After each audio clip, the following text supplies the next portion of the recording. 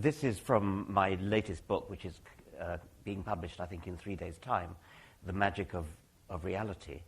And what we're looking at here is a thought experiment in which the reader is invited to take a photograph of herself, an ordinary picture postcard, place it on a table, then take a photograph of her father, father's father, father's father's father, you can do it mother, whichever you like, and then go on and go on and go on, stacking these photographs into an ever higher pile. And I arbitrarily decided that the pile should stop after 185 million generations. So we've got 185 picture postcards, photographs of your ancestors stacked on top of each other. That's about 40, I think I worked out, New York skyscrapers. No, I think it's even more than that. Then I imagine tilting it on its side. And so what you're seeing there is the stack of pictures tilted on its side. And you wander along this great long bookshelf full of pictures, every now and again pulling one off. And the ones you see there are an archaic Homo sapiens and then a Homo erectus, which would have been our ancestor about 1.5 million years ago. What's interesting is that I asked the question, who was the first person? That's the title of the chapter. Every chapter in the book is a question, and every chapter in the book begins with a set of mythical answers, and then the true answer, the scientific answer.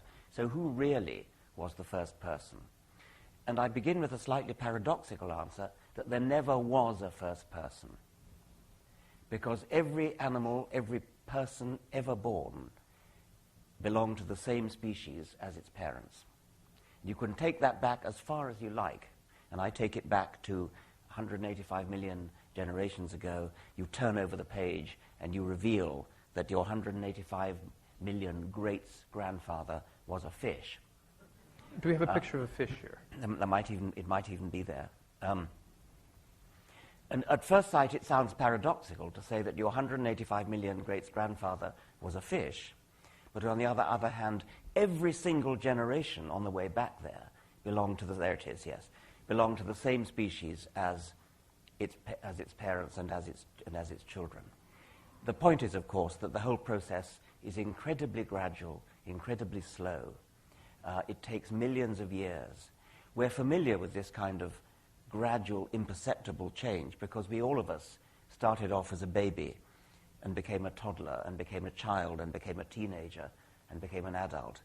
And there never was a moment when you could say, yesterday I was a toddler and now I'm a child, or yesterday I was a baby and now I'm a toddler. It doesn't happen that way. It's the same as looking at the hour hand of your watch. You can't see it move. But if you wait for an hour and look at it again, you find that it has moved. And that's like evolution. So it's a kind of fortunate accident that all the intermediates are extinct, which is why we can divide the living kingdoms into separate species which can't interbreed with each other. But if all the ancestors were still alive, then there would be a complete continuum between every creature and every other creature, going back to the common ancestor and then forward again. And as you go back, every single generation, there never was a Homo erectus parent who gave birth to a Homo sapiens baby. Always they would have been classified, if a taxonomist had been around at the time, as belonging to the same species.